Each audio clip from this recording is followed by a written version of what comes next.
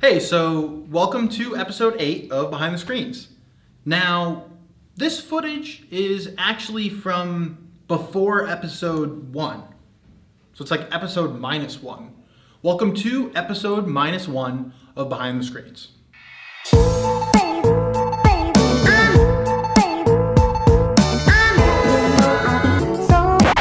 It's actually episode 8, but you get it. All right. This footage was from a trip that I took to HubSpot, so that's just north of us here in Connecticut up in Boston, and it was back when it was warm out, so it's freezing out today, but take your jackets and throw them away. Okay, you get it. Let's go check it out.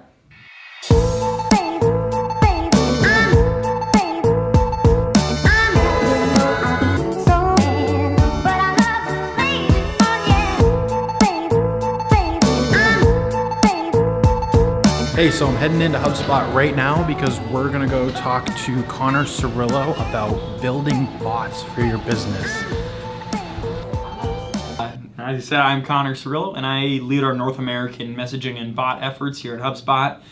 So really helping to run experiments and understand what does the future of this technology look like and how will it impact businesses and consumers of all sides. Awesome. I really like your oil spill Apple Watch band, by the way. Thanks, man. That's sweet. $10 on Amazon. Nice. I love Domino's Pizza, and I hate ordering Domino's Pizza. It is a very tough world that I live in. So I kind of said, right, well, why do I have to call the pizza place to get a pizza? Why do I have to talk to a human being to get a pizza? And more importantly, I don't want to download their app. I don't need to download an app for every company I interact with, everything I want, every pizza I order. I was like, there's kind of got to be a better way to do this. Yeah. And if you were texting me like, yo, I need to order a pizza, like I would just say, okay, like what do you want on it? How big do you want? How many pizzas do you want? Like I kind of said, shit, like there's got to be an easier way to do this. And so I think it was a lot of that I said, all right, well, like this messaging technology, if businesses can do this smart, like that could help businesses scale in such cool ways. Are we better off with bots building something that's super specific to one action and solves a very specific problem, ordering pizza from Domino's without calling? Or are we better off building bots that give people an entire like gateway into different things that they can do with a business? But I think you need to start and solve for like a real problem first and eventually grow it out over time. So if it was the Domino's bot, I'd start with like just ordering a pizza, and then exactly the logical extension is cool. Well, like what if I didn't like the pizza, or like what other functions does Domino's do that involves people that I might need, that I might be able to leverage messaging for, and then like I might iterate on a customer service thing over time. I see a lot of people who just were like, cool, I'm building HAL 9000 Terminator in Facebook Messenger, like it's going to do everything. Yeah. But if you try to do everything, you don't do anything well. And so I tell people to kind of start on a more narrow use case. You may not have to limit to like one function, but keep it in like one domain. So your pizza bot could do ordering and customer service, and like that would be a reasonable scope. Because if I'm interacting with that bot, like that's a normal thing I might want to do. If that pizza bot could like order me an Uber, that might not make as much sense. Like why would I want to do those things together? So I think it's about like understanding what your users are going to want to do, and like kind of trying to be a little predictive too of like, all right, well if they're ordering a pizza, what are like the 3 things they're most likely to do? And then maybe let's see if I don't know if you need a bot to help you with that, but an alarm. Would you like for me to set an alarm for you now? Your food coma, your 4 lava cakes. One of the things about these like the bots is they're lighter to use. With the difference between the App Store and like the Facebook Messenger Discover tab is in the App Store you have to look at an app, click to download it, it installs on your phone, and then there might be special onboarding. You have to set up an account, you have to auth your Facebook. Like it's just, there's a lot of steps to getting value out of it. Yeah. With the Discover tab and other kind of bot discovery platforms, you just like click a button and you're interacting with it, seeing value right away. So whereas Domino's, you have to download and like set up your account to then order pizza. For like, for a bot, it could just be one button, order a pizza, and you get going right away. So I think that there is more immediate value out of this bot stuff, and the reason I think that's important is because that you can build more narrow experiences that do fewer things better, because the cost of your users to actually start like interacting with it is so much lower. There's almost like 2 ends of the spectrum. You can have an extremely intelligent human bot that people will just bullshit with, right? Because it has those characteristics. It's fun. It knows things. Right. Like people asking Siri silly questions. There's not a ton of value in asking Siri to tell you a joke. Yeah.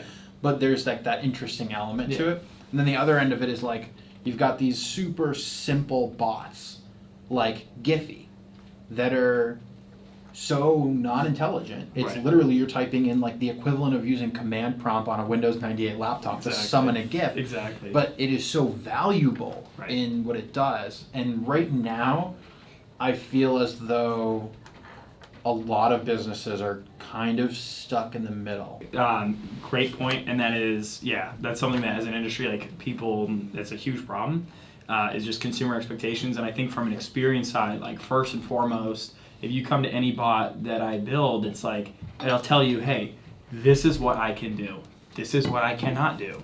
And I think setting that experience early on, first and foremost, is like the most singular important thing you can do to making anything else after that good. As a bot builder, it'd be really cognizant of, I think the first thing I learned was clarity is key. Yeah. And I came out there, built my first bot, and I was like, I'm gonna make this thing fun, and I'm gonna make it like punny. Yeah. It's gonna be like self-aware, Right. meaning like it recognizes I know that it's I'm a a bot. bot, yeah. Yeah, and it makes self-deprecating bot humor, and then a bunch of people at Impact Yeah.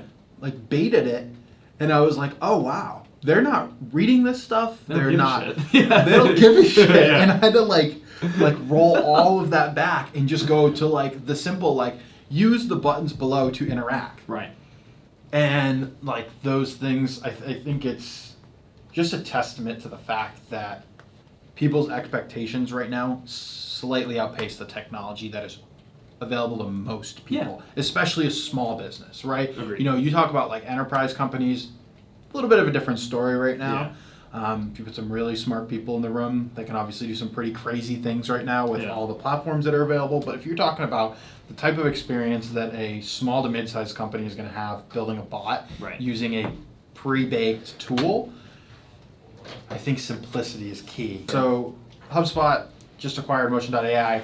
How is HubSpot going to make it easier for people to make chat a part of their marketing stack?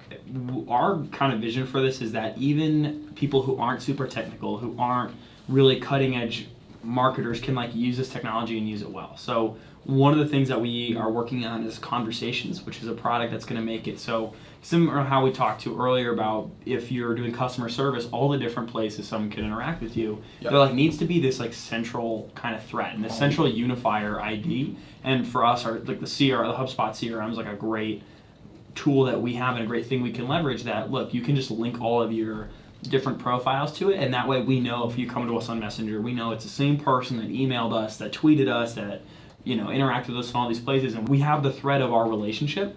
And I think that businesses will start to like need to evolve that way quickly. And so like there are use cases like that where I think are just clear winners of businesses now coming to meet people where they want to be. I'm gonna cut this off. Cool. All right, back out the same way I came. Next stop is Nick Sal's place. So Nick works on the sales team at Impact. So we're gonna have dinner, chat about a couple things, and I'll meet you there. So my car is parked somewhere in this Sears. And check this out. So the parking garage I parked in, the elevator is broken, so you have to like go through a store, but I can't find the store that I went in. This is a little bit like Alice in Wonderland. I gotta find the key in the door, and I'm too small, I'm too big, and I'm just following exit signs, I guess. Well, wish me luck. So I found my parking garage. Now we just gotta find a way into it. I don't care.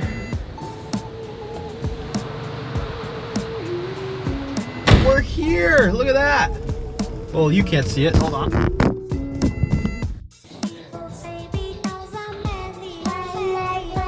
Nursery rhymes? Come have a seat. Jack and Jill went up the hill to fetch a pail of water. Jack fell down and broke his crown.